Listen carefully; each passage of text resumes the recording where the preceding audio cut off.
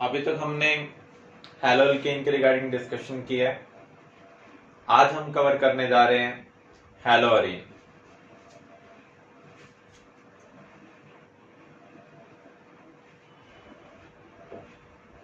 Hello Areen को हम allied halide भी बोलते हैं। इसका नेम क्या होगा? क्लोरोबेंजीन। अगर 1,2 पोजीशन पर ग्रुप प्रेजेंट हो तो उसे हम बोलेंगे ऑर्थो। अगर 1,3 पर होंगे तो Meta.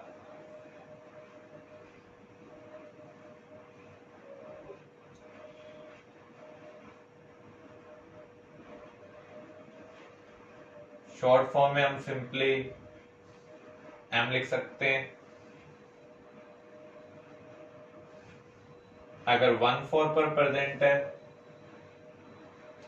Then it is para dichlorobenzene.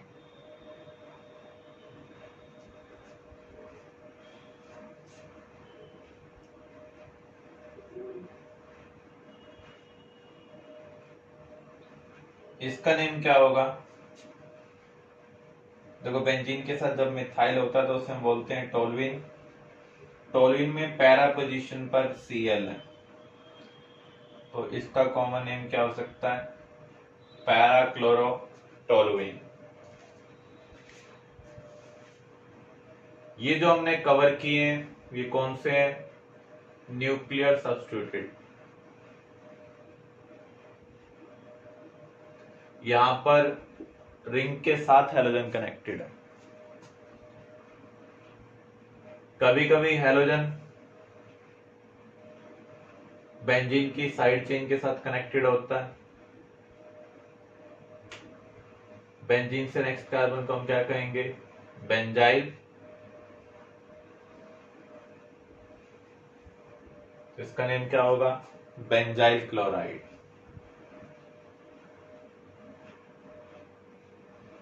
Nomenclature normally हम बेंजीन वाले में कॉमन ही लेते हैं।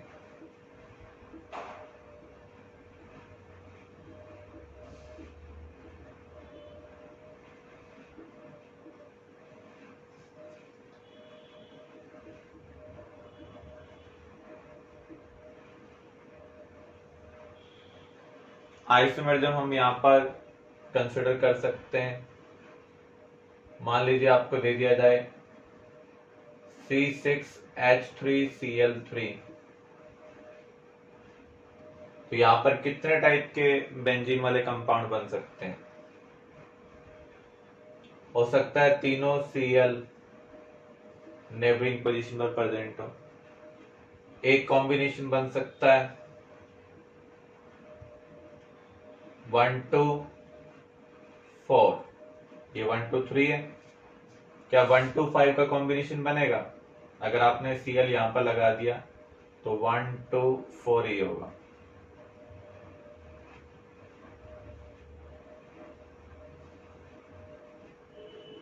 एक पॉसिबिलिटी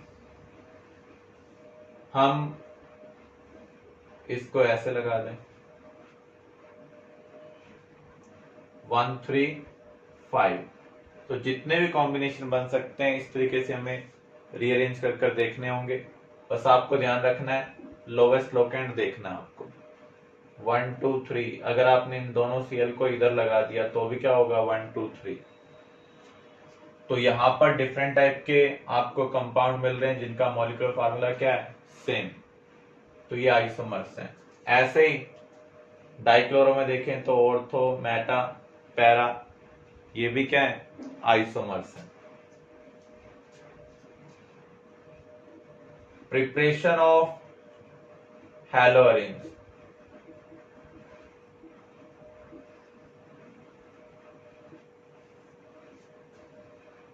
फ्रॉम बेंजीन।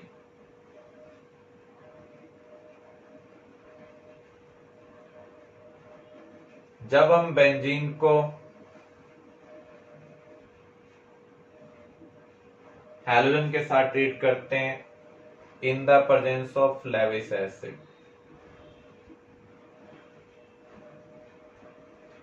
तो उस केस में बेंजीन के साथ हैलोजन इंट्रोड्यूस हो जाएगा। तो यहां पर हमें प्रोडक्ट क्या मिल रहा है, क्लोरोबेंजीन। ऐसे अगर आप इसको ब्रोमीन के साथ ट्रीट करते हैं in the presence of flavic acid, metal atom के पास वैकेंट ऑर्बिटल है और जिसके पास भी वैकेंट ऑर्बिटल होगा वो क्या होगा, लेविस एसिड होगा। तो यहां पर हमें प्रोडक्ट क्या मिल रहा है, ब्रोमोबेंजीन मिल रहा है।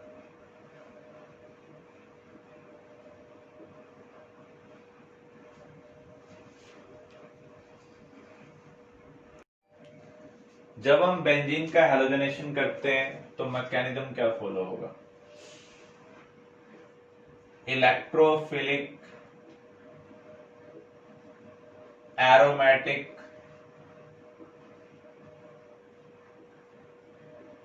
सब्स्टिट्यूशन।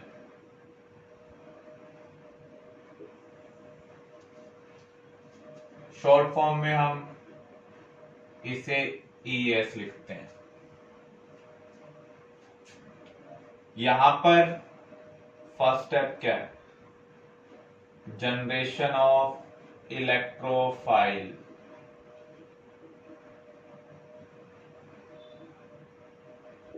जो हम लेविस एसिड यूज कर रहे हैं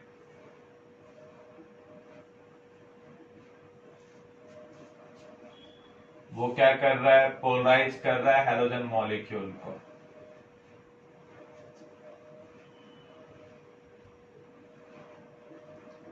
एंड हेल्प टू जनरेट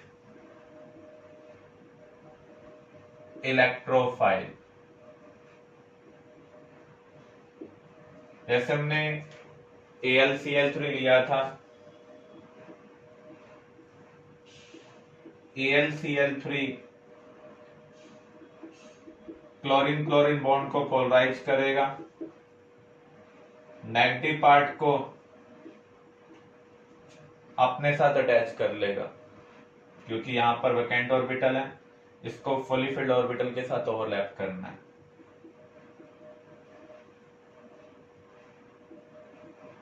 तो यहां पर हमें क्लोरोनियम आयन मिल रहा है, इलेक्ट्रॉन डेफिशिएंट स्पीसीज है इसलिए हम इसे क्या कहेंगे, इलेक्ट्रोफाइल। सिमिलर वे में अगर आप ब्रोमीन यूज करते तो उस केस में क्या बनता, Br पॉजिटिव। सेकंड स्टेप क्या होगा, attack of electrophile on benzene ring. जो बेंजीन के कार्बन है वो डबल बॉन्डेड कार्बन है, उनकी इलेक्ट्रॉन डेंसिटी ज्यादा है,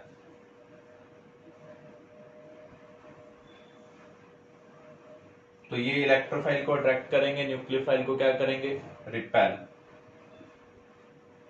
तो ये इलेक्ट्रोफाइल जब यहां पर अप्रोच करेगा तो इसका जो पाई ऑर्बिटल है, पाई इलेक्ट्रॉन क्लाउड है और इसका वैकेंट ऑर्बिटल साइडवेज ओवरलैप करेंगे और क्या बनाएंगे, पाई कॉम्प्लेक्स।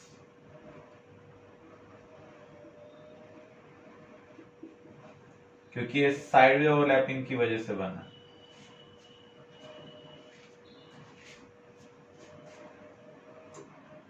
जो पाई कॉम्प्लेक्स होगा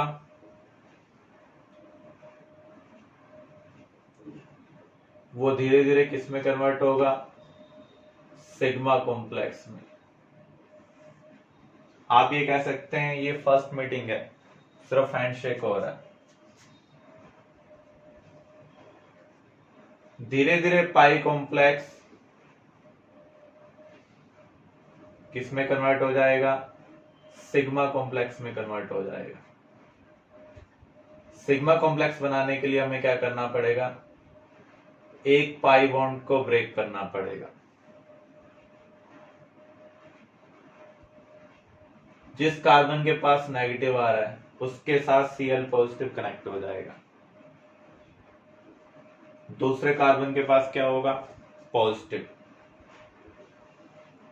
तो यहां पर इलेक्ट्रोफाइल और बेंजीन रिंग में सिग्मा बॉन्ड है, इसलिए हम इसे क्या कहेंगे, सिग्मा कॉम्प्लेक्स। अब आप देखें यहां पर पॉजिटिव और पाई कॉन्जुगेशन में है, तो ये इलेक्ट्रॉन इधर प्रोवाइड करेगा,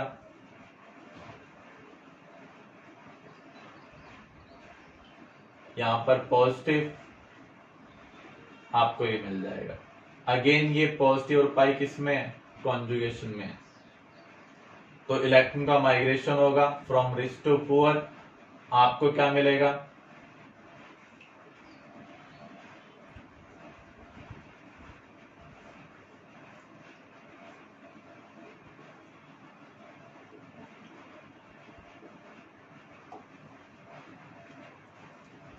अब यहां पर आप देखें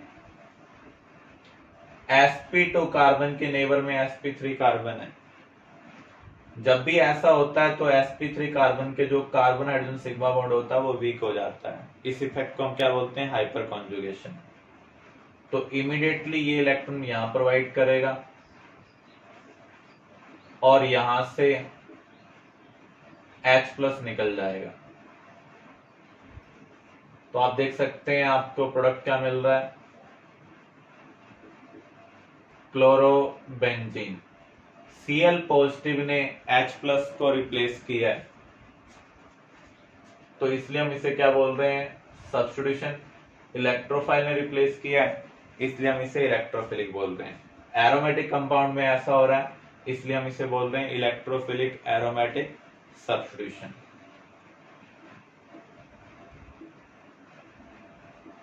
आपको एक पॉइंट ध्यान रखना है, जब भी हम बेंजीन को किसी भी एसिड के साथ ट्रीट करते हैं तो उस केस में मैकेनिज्म क्या होगा, ES होगा।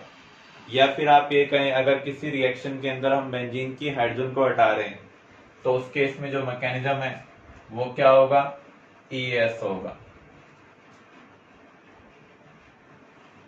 जो रिमूवल है H का वो किस में हो रहा है, फास्ट स्टेप में हो रहा है, और जो चीज फास्ट स्टेप में रिमूव होती है वो कभी भी रिएक्शन के रेट को डिसाइड नहीं करती है।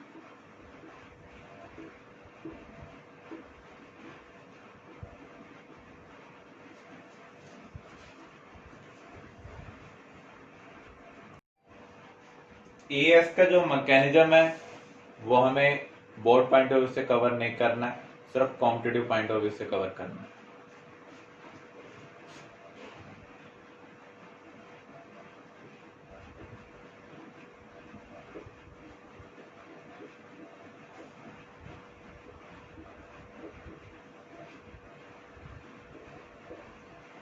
Which of the following is correct?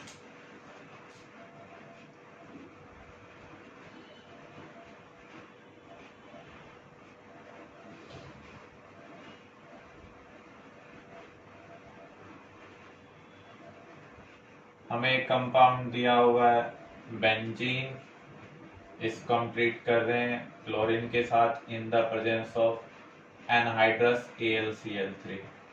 इस रिएक्शन का रेट क्या है, R1। अब आपको एक कंपाउंड दे दिया जहां पर हाइड्रोजन का अनदर आइसोटोप है, इसको भी हम सेम रिएक्शन में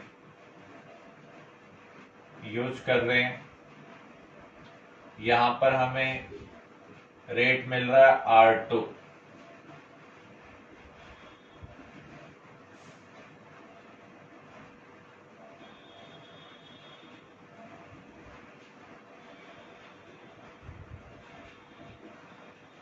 फिर से हमने एक बेंजीन का और कंपाउंड लिया जिसमें अनदर आइसोटोप है, सेम रिएक्शन का यूज कर रहे हैं।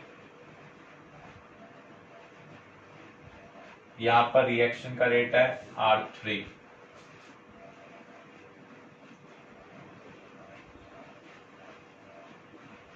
यहां पर क्या चीज करेक्ट होगी?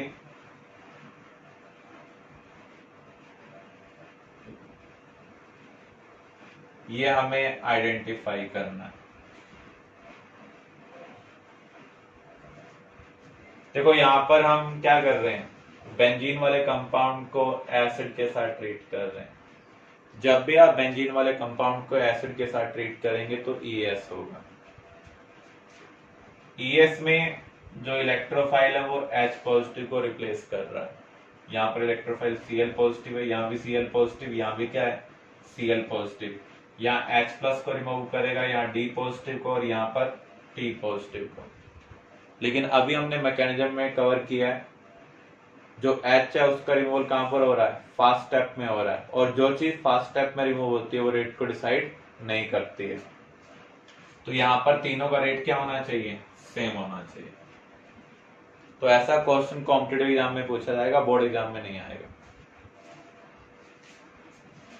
अगर हम ES कर रहे हैं और बेंजीन में पहले से कोई ग्रुप प्रेजेंट है, अगर बेंजीन में पहले से कोई ग्रुप प्रेजेंट है तो हमें उसका नेचर देखना होगा।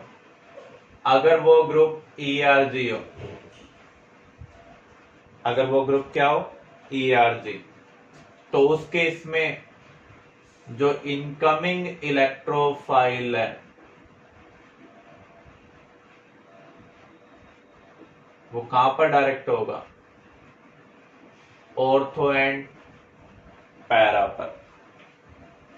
लेकिन अगर ये ग्रुप EWG हुआ तो उस केस में जो इनकमिंग इलेक्ट्रोफाइल है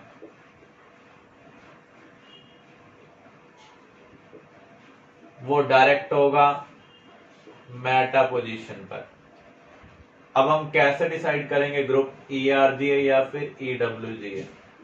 अगर किसी के पास कार्बन ऑक्सीजन डबल बॉन्ड है या फिर नाइट्रोजन ऑक्सीजन डबल बॉन्ड हो, या फिर बेंजाइलिक कार्बन के पास 3 हैलोजन हो,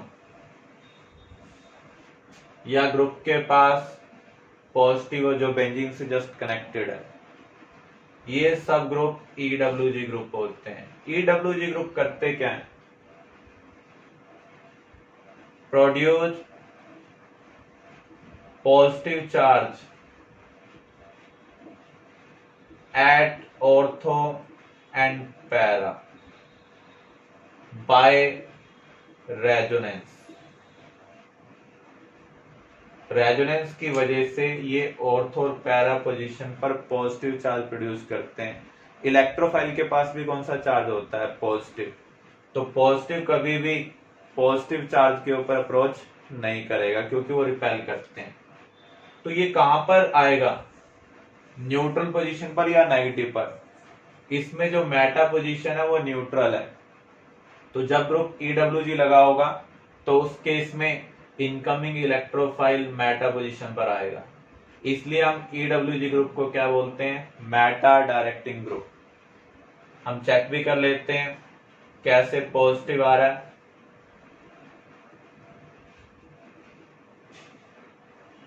अगर आप यहां पर देखें, बेंजीन के साथ एक ऐसा ग्रुप प्रेजेंट है जिसके पास क्या है, कार्बन ऑक्सीजन डबल बॉन्ड। यहां पर पाई और पाई क्या है, कॉन्जुगेशन में। जब पाई की पोजीशन 1 2 3 4 और रेस्पेक्टिव, तो उस केस में वो कॉन्जुगेशन में होते हैं। कार्बन कार्बन डबल बॉन्ड और कार्बन ऑक्सीजन डबल बॉन्ड में से रिच कौन सा है, कार्बन कार्बन डबल। तो ये इलेक्ट्रॉन इधर प्रोवाइड करेगा, ये इधर प्रोवाइड करेगा। तो अब हमें रेजोनेंस स्ट्रक्चर क्या मिलेगी,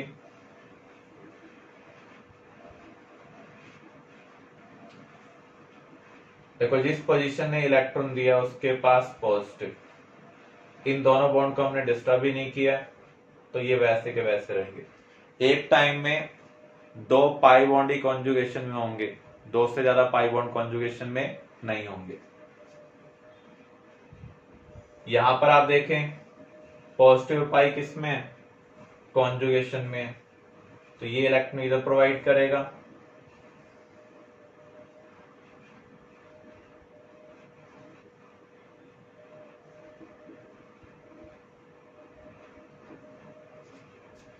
तो यहां पर आप देख सकते हैं ऑर्थो पर पॉजिटिव है, पैरा पर पॉजिटिव है। फिर से आप देखें पॉजिटिव और पाई किस में है, कॉन्जुगेशन में। इलेक्ट्रॉन कौन प्रोवाइड करेगा, जो रिच होगा। तो यहां पर पाई बॉन्ड इलेक्ट्रॉन दे रहा है। जिस पोजीशन को इलेक्ट्रॉन मिल रहे हैं वो तो न्यूट्रल हो गया, क्योंकि पॉजिटिव को जब इलेक्ट्रॉन मिलेगा तो वो क्या हो जाएगा, न्यूट्रल। जिस पोजीशन में इलेक्ट्रॉन का लॉस किया वहां पर क्या आ जाएगा, पॉजिटिव।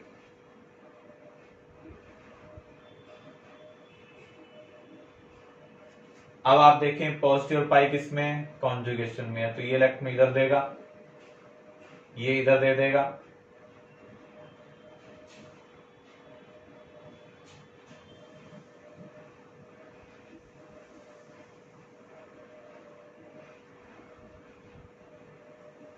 तो आप देख सकते हैं जब EWG ग्रुप प्रेजेंट है तो ऑर्थो पैरा 1-2 का मीनिंग क्या होता है, ऑर्थो 1-4 का मीनिंग क्या होता है, पैरा।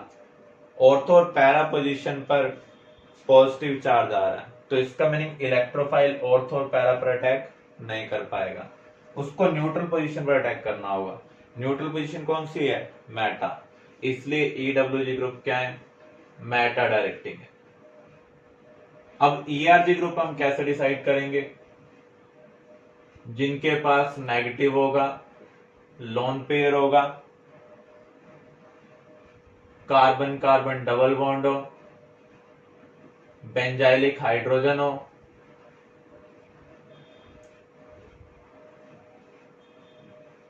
बेंजीन के साथ बेंजीन कनेक्टेड हो, ऐसे ग्रुप ERG होते हैं। ERG group by resonance ortho para पर नेगेटिव चार्ज प्रोड्यूस करते हैं। इलेक्ट्रोफाइल कहां पर अटैक करेगा, नेगेटिव पोजीशन पर, इसलिए ये ऑर्थो एंड पैरा डायरेक्टिंग है। ये जो हम रेजोनेंस स्ट्रक्चर बना रहे हैं आपको एग्जाम में बनाने की जरूरत नहीं है, ये सिर्फ हम अंडरस्टैंड कर रहे हैं जो इलेक्ट्रोफाइल है वो कहां पर आएगा। अगर पहले से कोई ग्रुप प्रेजेंट होगा हमें देखना होगा वो ERG है या फिर EWG। अगर वो EWG हो तो नया ग्रुप कहां पर आएगा, मेटा पोजीशन पर। अगर वो ERG है तो नया ग्रुप कहां पर आएगा, ऑर्थो और पैरा पोजीशन पर। फॉर एग्जाम्पल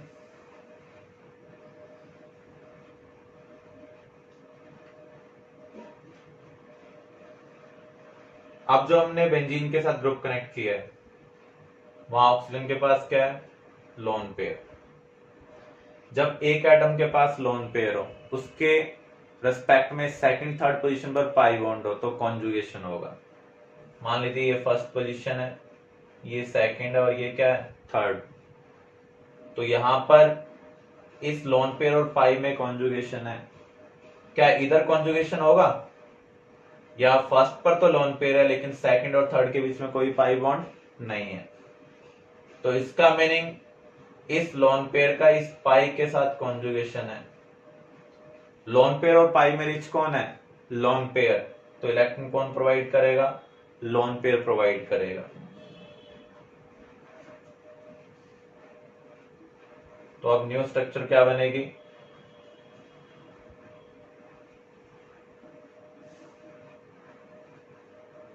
यहां नेगेटिव आ चुका है क्योंकि इस पोजीशन को इलेक्ट्रॉन मिला है।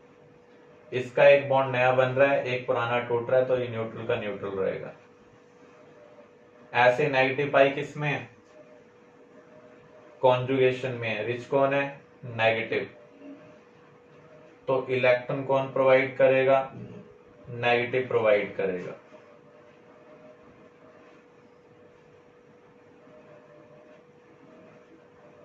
तो पहले ऑर्थो पर नेगेटिव था, अब कहां पर आ चुका है, पैरा पर। फिर से नेगेटिव पाई कॉन्जुगेशन में, इलेक्ट्रॉन कौन प्रोवाइड करेगा, नेगेटिव।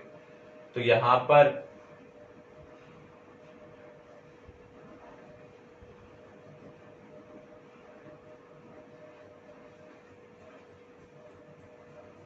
ऑर्थो पर फिर से नेगेटिव आ रहा है, अगेन नेगेटिव पाई किस में है, कॉन्जुगेशन में।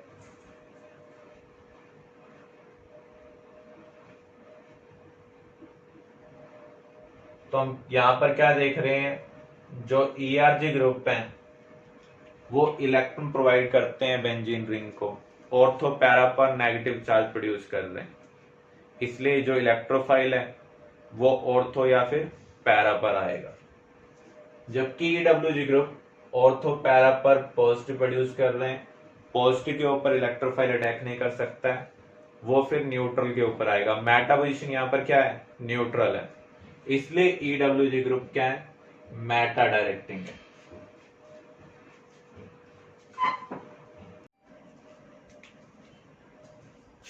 हैलोजन एंड NO, ये EWG ग्रुप है लेकिन ऑर्थो एंड पैरा डायरेक्टिंग है।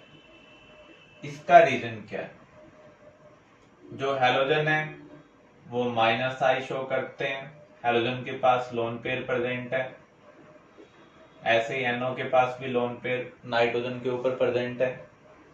तो जिसके पास लोन पेयर होगा वो रेजोनेंस में +M इफेक्ट शो करेगा।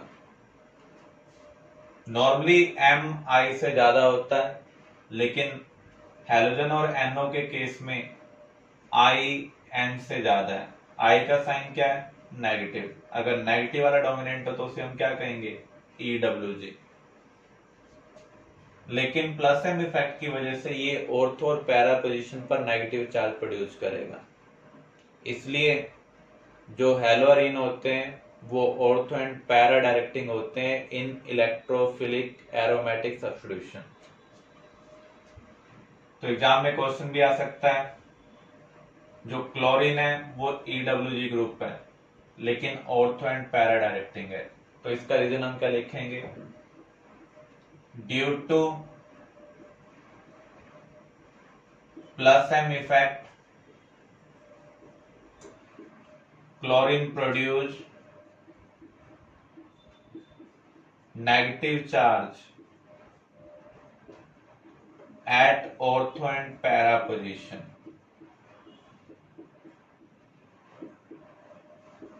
So it is ortho and para directing in EAS.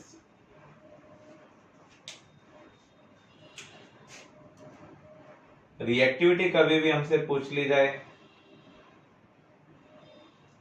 Electrophilic aromatic substitution के लिए, डायरेक्टली प्रोपोर्शनल होगा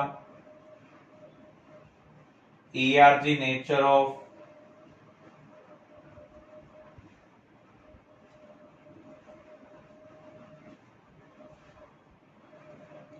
सब्स्टिट्यूएंट्स।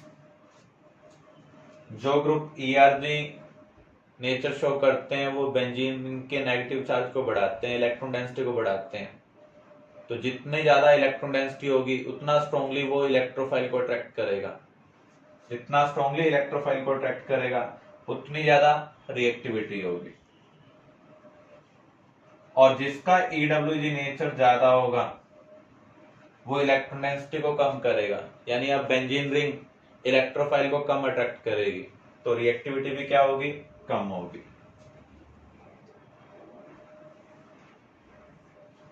ERG का ऑर्डर हम कैसे डिसाइड कर सकते हैं,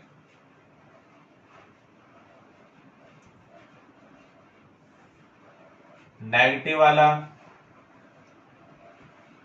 लोन पेयर से बेटर डोनर होता है, इसलिए उसका ERG नेचर भी ज्यादा होगा।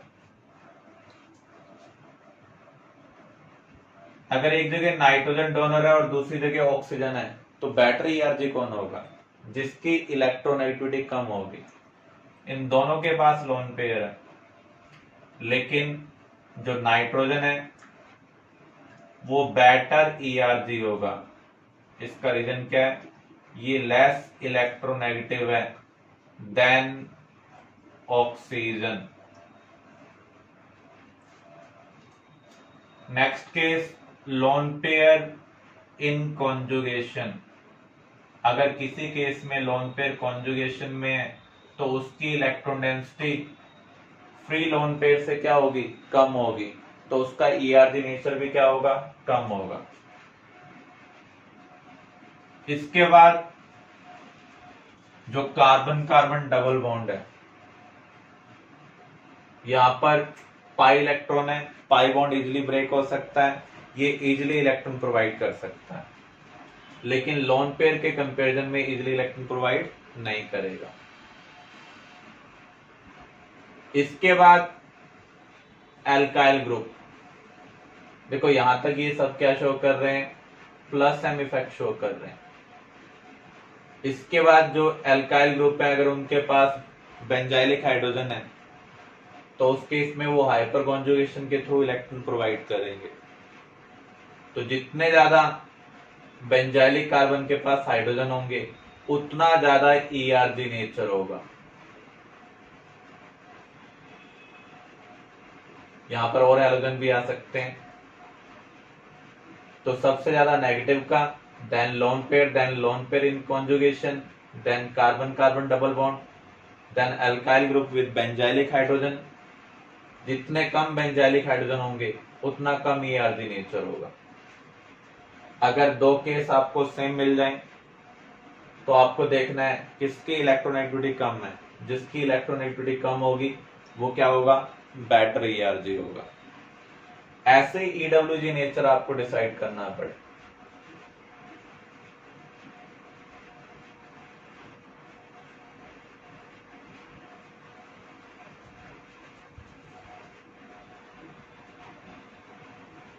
NF3 पॉजिटिव वाले सबसे ज्यादा इलेक्ट्रॉन विड्रॉ करने की कोशिश करेंगे। उसके बाद NO2, देन कार्बोनाइल जिसमें कार्बन ऑक्सीजन डबल बॉन्ड होगा। देखो यहां पर 3 हाईली इलेक्ट्रोनेगेटिव एटम है, तो जितने ज्यादा इलेक्ट्रोनेगेटिव एटम होंगे उतना ज्यादा ईडब्ल्यूजी नेचर होगा। देन एल्काइल विद हैलोजन, यहां पर कोई भी बेंजाइलिक हाइड्रोजन नहीं है, सभी क्या है, हैलोजन लगे हुए हैं। तो ऐसे केस में -H इफेक्ट होगा और यहां पर -M। तो जितना ज्यादा ईडब्ल्यूजी नेचर है उतनी कम क्या होगी, रिएक्टिविटी होगी।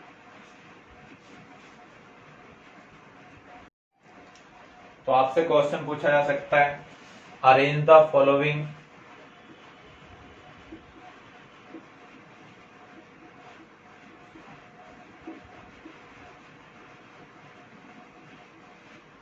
For reactivity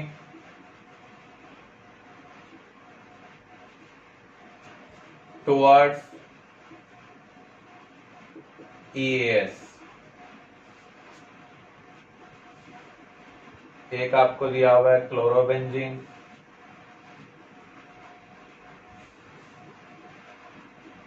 second toluene,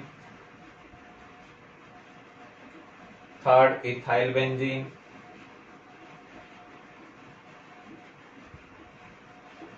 fourth methoxybenzene. तो यहां पर हमें रिएक्टिविटी का ऑर्डर निकालना है। Chlorine -I plus M, dominant कौन सा है, -I, इसका मीनिंग ये EWG है।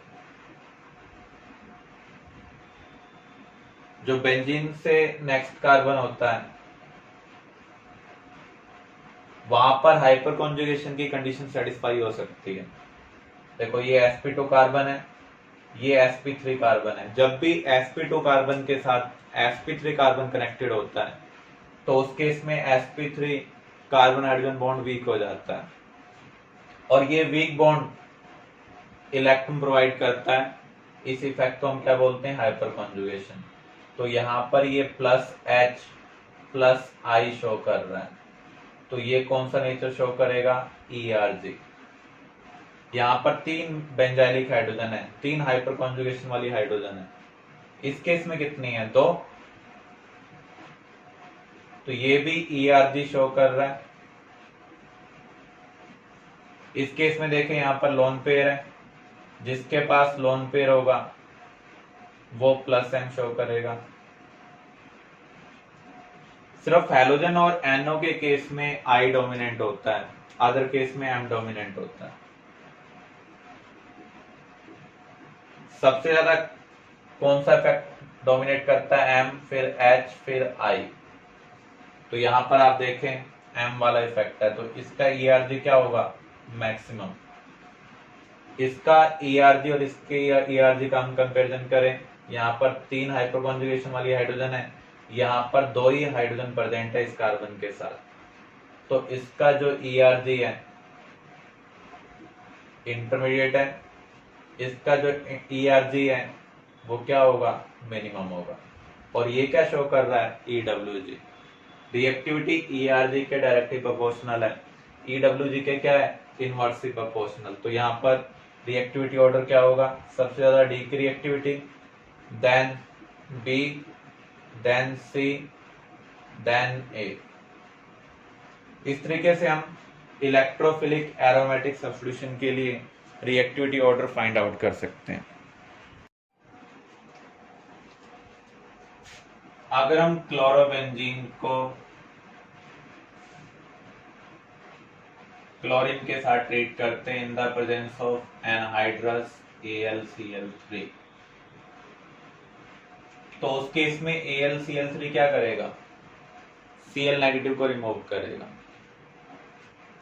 Cl2 से, और Cl पॉजिटिव को जनरेट करेगा, इलेक्ट्रोफाइल को जनरेट करेगा। जब भी हम बेंजीन वाले कंपाउंड के साथ एसिड यूज करते हैं तो उस केस में इलेक्ट्रोफिलिक सब्स्टिट्यूशन होगा।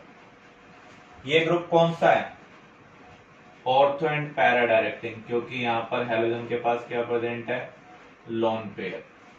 तो इनकमिंग इलेक्ट्रोफाइल ऑर्थो पर भी आ सकता है और पैरा पर भी। कहां पर आने की पॉसिबिलिटी ज्यादा होगी? अगर हमें कहीं कूड़ा फेंकना है, किसी के घर के पास फेंकेंगे तो उस केस में वो ऑब्जेक्शन करेगा। अगर हम उसके घर से दूर फेंकेंगे तो कोई ऑब्जेक्शन नहीं होगा। तो ऐसे ऑर्गेनिक मॉलिक्यूल में जब एक मॉलिक्यूल दूसरे मॉलिक्यूल को अप्रोच करता है तो वहां पर जो ग्रुप ऑलरेडी प्रेजेंट होते हैं उनका electron cloud incoming electron cloud को क्या करता है? रिपेल करता है। जितना क्लोज आएंगे उतना ज्यादा रिपेल करेगा, जितना दूर रहेंगे उतना कम रिपल्शन होगा। तो यहाँ पर अटैक होने की पॉसिबिलिटी ज्यादा है, यहाँ पर अटैक होने की पॉसिबिलिटी क्या है? कम है, क्योंकि पाथ वही फॉलो होता है जिसकी एक्टिवेशन एनर्जी कम हो। तो यहाँ पर जो पैरा प्रोडक्ट है वो क्या होगा? मेजर होगा।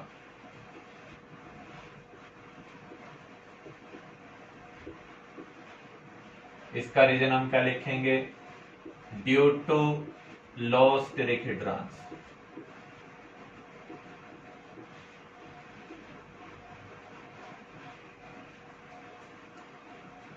ऑर्थो डाइक्लोरोबेंजीन, यहां पर हमें एज माइनर प्रोडक्ट मिल रहा है due to high steric hindrance. ऐसे अगर हम टोलुइन को ब्रोमीन के साथ ट्रीट करते हैं in the presence of AlCl3 और Fe, मेटल के पास वैकेंट ऑर्बिटल है, वो यहां से Br नेगेटिव निकाल लेगा, Br पॉजिटिव को जनरेट करेगा। अब हमें ये देखना है ये ग्रुप कैसा है। एल्काइल ग्रुप जब भी बेंजीन के साथ कनेक्टेड होते हैं, अगर उनके पास बेंजाइलिक हाइड्रोजन हो तो उस केस में वो हाइपर कॉन्जुगेशन शो करेंगे, प्लस H इफेक्ट शो करेंगे। इसका मीनिंग, इसका नेचर क्या होगा? ERG। तो यहां पर भी ये ऑर्थो एंड पैरा डायरेक्टिंग है, तो जो नया ग्रुप है वो ऑर्थो पर आएगा या फिर पैरा पर। पैरा प्रोडक्ट क्या होगा? मेजर होगा, ऑर्थो माइनर।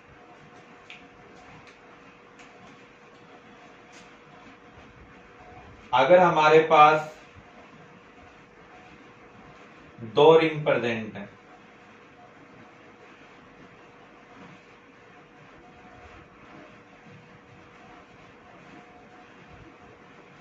तो उस केस में अटैक कहां पर होगा? जब 2 रिंग प्रेजेंट होगी तो जिस केस में रिंग ज्यादा एक्टिवेटेड होगी उस रिंग के ऊपर इलेक्ट्रोफाइल अटैक करेगा। अगर आप ध्यान से देखें, इस रिंग के साथ कोई ग्रुप नहीं लगा हुआ, इस रिंग के साथ एक ग्रुप लगा हुआ है। ये कौन सा ग्रुप है? ERG। इसका मीनिंग ये जो रिंग है मोर एक्टिवेटेड है। ERG ग्रुप ऑर्थो पैरा पर नेगेटिव चार्ज प्रोड्यूस करते हैं, इलेक्ट्रॉन डेंसिटी को बढ़ाते हैं, तो ऐसे रिंग इलेक्ट्रोफाइल को ज्यादा अट्रैक्ट करेगी in comparison to normal benzene ring. तो ऐसे केस को हम क्या कहेंगे? More activated. तो जो रिंग मोर एक्टिवेटेड होगी वहां पर इलेक्ट्रोफाइल अटैक करेगा।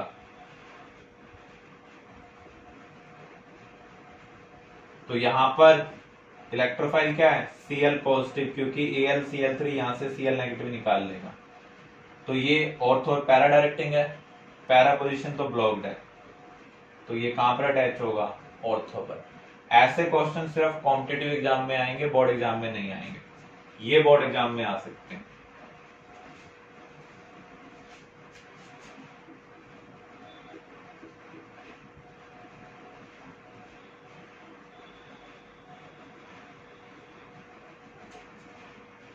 यहां पर क्या प्रोडक्ट मिलेगा? अगर आप यहां पर देखें, ये रिंग डीएक्टिवेटेड है। डीएक्टिवेटेड क्यों है? क्योंकि जो NO2 है वो कौन सा ग्रुप है? EWG। EWG group -M effect show करते हैं, ऑर्थो पैरा पोजीशन पर पॉजिटिव चार्ज प्रोड्यूस करते हैं। इसका मीनिंग इसकी जो इलेक्ट्रॉन डेंसिटी होगी वो नॉर्मल बेंजीन से कम होगी, तो ये इलेक्ट्रोफाइल को कम अट्रैक्ट कर रहा है। इसका मीनिंग ये ग्रुप उसको डीएक्टिवेट कर रहा है फॉर इलेक्ट्रोफिलिक एरोमेटिक सब्स्टिट्यूशन। तो ऐसे केस में ये मोर एक्टिवेटेड है in comparison to this ring. तो अटैक कहां पर करेगा इलेक्ट्रोफाइल? जो रिंग ज्यादा एक्टिवेटेड होगी।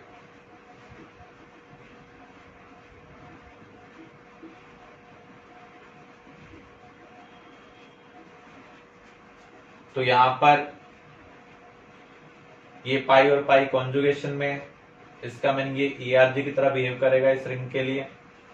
तो यहां पर ये ऑर्थो और पैरा डायरेक्टिंग है, तो नया ग्रुप कहां पर लगेगा? पैरा पोजीशन पर लगेगा, क्योंकि पैरा पोजीशन पर लेस स्टेरिक ट्रांस है। जब एक बेंजीन रिंग दूसरे बेंजीन रिंग के साथ कनेक्टेड होती है तो बेंजीन रिंग भी ERG नेचर शो करती है, तो इसके रेस्पेक्ट में ऑर्थो और पैरा पर इलेक्ट्रोफाइल आ सकता है। पैरा पर स्टेरिक ट्रांस कम है, इसलिए ये प्रोडक्ट क्या होगा? मेजर होगा। नेक्स्ट केस, जब एक ही रिंग के अंदर दो ग्रुप प्रेजेंट हो,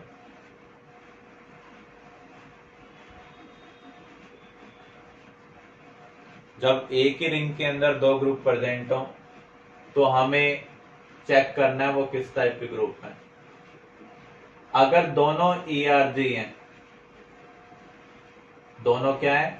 ERG, तो उस केस में कौन डिसाइड करेगा?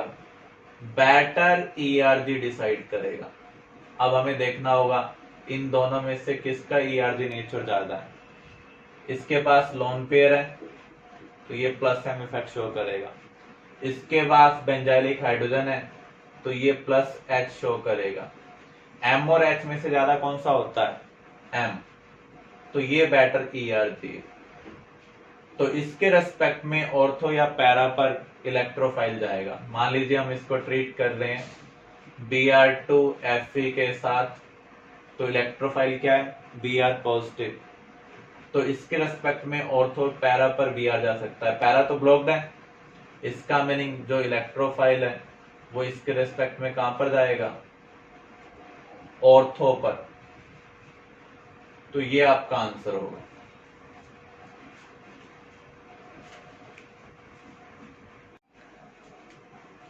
अगर एक रिंग के अंदर एक ERG लगाओ और एक EWG लगाओ, तो उस केस में कौन डिसाइड करेगा? डिसाइड करेगा ERG। अगर हमने इसको Br2F3 के साथ ट्रीट किया तो ये तो ERG है क्योंकि प्लस H इफेक्ट शो कर रहा है, ये माइनस M शो कर रहा है, तो ये EWG है। तो ये ऑर्थो एंड पैरा डायरेक्टिंग है, तो इसके रिस्पेक्ट में ऑर्थो या पैरा पर, पैरा ब्लॉक्ड है तो इसका मीनिंग इलेक्ट्रोफाइल इसके रिस्पेक्ट में कहां पर आएगा, ऑर्थो पर। अगर दोनों ही EWG हो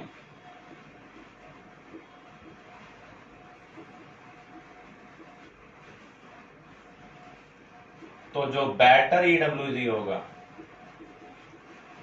वो डिसाइड करेगा। ये माइनस आई माइनस एम दोनों शो कर रहा है, जबकि ये माइनस आई प्लस एम, तो इसका रिजल्टेंट ज्यादा होगा, तो ये बेटर EWG है। इसका मीनिंग इस केस में कोई इलेक्ट्रोफाइल यहां पर अप्रोच करेगा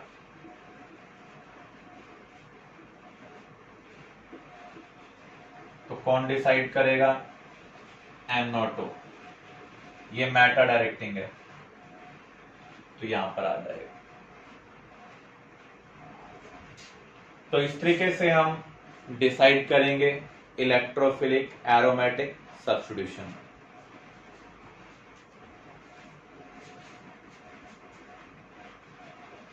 डाइजोनियम साल्ट से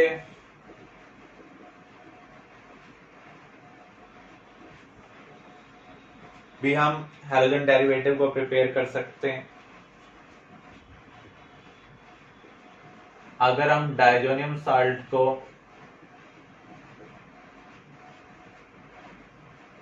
क्यूप्रस क्लोराइड HCl के साथ हीट करते हैं तो उस केस में हमें प्रोडक्ट मिलता है क्लोरोबेंजीन। ग्रुप 17 वाला ग्रुप 15 वाले को डिस्प्लेस कर रहा है, 17 वाले 15 वाले को डिस्प्लेस नहीं कर सकते हैं, लेकिन नेगेटिव वाला न्यूट्रल को क्या कर सकता है, डिस्प्लेस। जो Cl है वो नेगेटिव की फॉर्म में यहां पर आ रहा है, जबकि N2 यहां पर न्यूट्रल की फॉर्म में रिमूव हो रहा है। ऐसे अगर आप इसको क्यूप्रस ब्रोमाइड HBr के साथ हीट करते तो हमें यहां पर क्या मिलता, ब्रोमोबेंजीन। इस रिएक्शन को हम बोलते हैं सैंडमेयर रिएक्शन। जब भी आप बेंजीन के किसी ग्रुप को हटाएंगे हाइड्रोजन को छोड़कर तो उस केस में मैकेनिज्म क्या होगा, न्यूक्लियोफिलिक सब्स्टिट्यूशन। तो यहां पर क्या हो रहा है, न्यूक्लियोफिलिक सब्स्टिट्यूशन। जब भी हम मेटल का यूज करते हैं तो फ्री रेडिकल भी बनता है, तो यहां पर फ्री रेडिकल की हेल्प से भी सब्स्टिट्यूशन हो रहा है।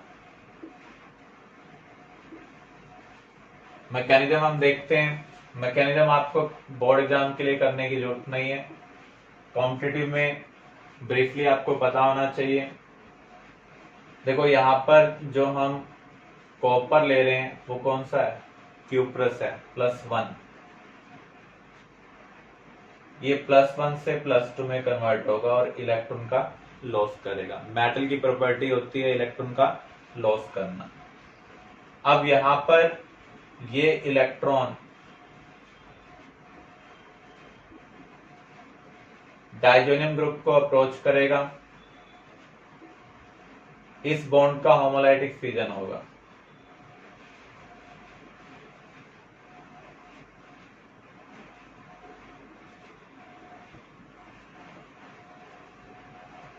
N2 यहां से निकल जाएगा क्योंकि ये इलेक्ट्रॉन इसको मिल रहा है। कार्बन ने अपने एक इलेक्ट्रॉन का लॉस किया तो यहां पर ऑड नंबर ऑफ इलेक्ट्रॉन है, तो यहां पर हमें जो मिल रहा है वो क्या है, फिनाइल फ्री रेडिकल। इस फ्री रेडिकल के ऊपर हैलोजन अटैक करेगा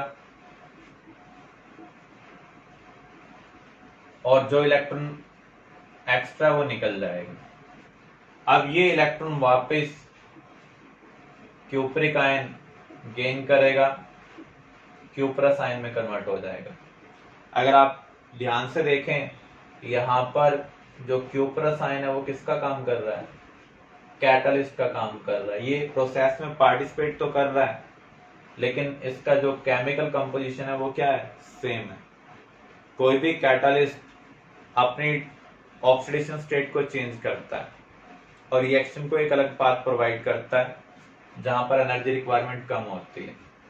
तो यहाँ पर कॉपर +1 कॉपर 2 पॉजिटिव में कन्वर्ट हो रहा है, इलेक्ट्रॉन का लॉस कर रहा है। ये इलेक्ट्रॉन डाइजोनियम ग्रुप के ऊपर अटैक करेगा, इसको एंटो में कन्वर्ट कर देगा और आपको क्या मिल रहा है? Phenyl free radical. ये इलेक्ट्रॉन डेफिशिएंट है, ये इलेक्ट्रॉन रिच है, ये इसके ऊपर अटैक करेगा, तो यहाँ पर आपको क्लोरोबेंजीन मिल रहा है। क्योंकि नेगेटिव ग्रुप ने एक तरीके से इसको रिप्लेस किया है, इसलिए हम क्या कहेंगे? Nucleophilic substitution. यहाँ पर फ्री रेडिकल भी बन रहा है, इसलिए हम फ्री रेडिकल सब्स्टिट्यूशन भी कह रहे हैं। तो जब भी हम मेटल यूज करते हैं तो वहां पर फ्री रेडिकल की इन्वॉल्वमेंट होती है, जैसा हमने वुड रिएक्शन में भी देखा। लेकिन इस रिएक्शन का जो यील्ड है वो पुअर है। उसका रीजन क्या है? कॉपर मोनोपॉजिटिव का कॉन्फ़िगरेशन स्टेबल है। आप इसे अनस्टेबल में कन्वर्ट कर रहे हैं तो एनर्जी रिक्वायरमेंट बहुत ज्यादा होगी। ज्यादा एनर्जी रिक्वायरमेंट होने की वजह से कम रिएक्टेंट मॉलिक्यूल प्रोडक्ट में कन्वर्ट हो पाएंगे, इसलिए इस रिएक्शन का यील्ड क्या है? पुअर। यील्ड को बेटर करने के लिए इस रिएक्शन को मॉडिफाई किया गया, जिसे हम बोलते हैं गैटरमैन रिएक्शन। गैटरमैन रिएक्शन के अंदर हम डाइजोनियम साल्ट को copper powder HCl, copper powder HBr के साथ ट्रीट कर रहे हैं। अगर हम HCl यूज कर रहे हैं तो क्लोरोबेंजीन मिल रहा है, अगर हम HBr यूज कर रहे हैं तो ब्रोमोबेंजीन मिल रहा है। इस रिएक्शन को हम बोलते हैं गैटरमैन रिएक्शन। यही दो रिएक्शन है जहां पर आप एसिड यूज कर रहे हैं और इलेक्ट्रोफिलिक एरोमेटिक सब्स्टिट्यूशन नहीं हो रहा है। यहां पर क्या हो रहा है? न्यूक्लियोफिलिक सब्स्टिट्यूशन हो रहा है। मैकेनिज्म बिल्कुल सिमिलर है।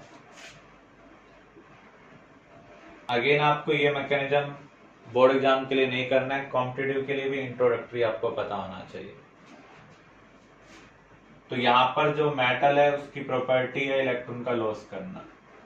यहाँ पर कॉन्फ़िगरेशन क्या है? 3d10 4s1। अब ये स्टेबल कॉन्फ़िगरेशन में कन्वर्ट हो रहा है। तो अनस्टेबल कॉन्फ़िगरेशन से इलेक्ट्रॉन का रिमूवल इजियर है in comparison to stable configuration. तो इसकी जो एक्टिवेशन एनर्जी होगी इसके कंपैरिजन में कम होगी, तो यहाँ पर ज्यादा रिएक्टेंट प्रोडक्ट में कन्वर्ट हो पाएंगे, इसलिए इसका यील्ड क्या होगा? बेटर होगा। बाकी प्रोसीजर बिल्कुल सेम है। डाइजोनियम के ऊपर ये इलेक्ट्रॉन अप्रोच करेगा, फिनाइल फ्री रेडिकल बनेगा। अब फिनाइल फ्री रेडिकल के ऊपर Cl नेगेटिव अटैक करेगा क्योंकि ये इलेक्ट्रॉन डेफिशिएंट है और ये इलेक्ट्रॉन रिच है।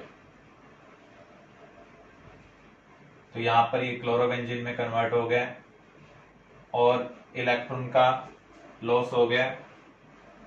जिस इलेक्ट्रॉन का लॉस हुआ है उसको कॉपर मोनोपॉजिटिव गेन कर वापस किस में कन्वर्ट हो जाएगा? कॉपर में। तो यहाँ पर जो हम मेटल यूज कर रहे हैं वो किसका काम कर रहा है? कैटालिस्ट का काम कर रहा है।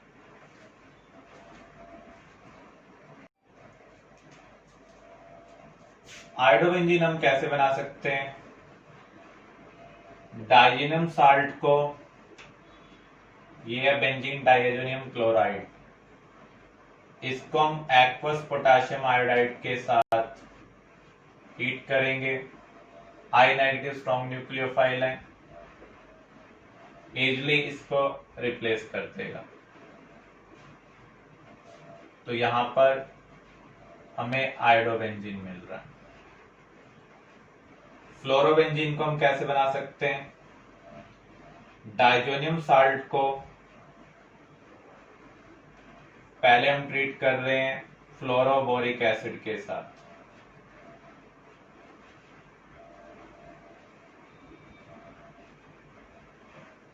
स्ट्रॉन्ग एसिड वीक एसिड को डिस्प्लेस कर सकता है उसके साल्ट में से,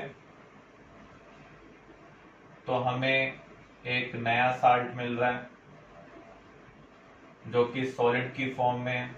इसे हम कहेंगे बेंजीन डाईएजोनियम फ्लोरोबोरेट। यहां पर F नेगेटिव फिक्स्ड है, फ्रीज है, ये एज ए न्यूक्लियोफाइल अटैक नहीं कर सकता है। अब हम इसे मेल्ट करेंगे। फ्यूज का मीनिंग क्या होता है? मेल्ट करना। तो F नेगेटिव फ्री हो जाएगा, अटैक करेगा, प्रोडक्ट हमें मिल जाएगा फ्लोरोबेंजीन N2 and BF3। यहां पर बाय प्रोडक्ट होंगे। इस रिएक्शन का नाम है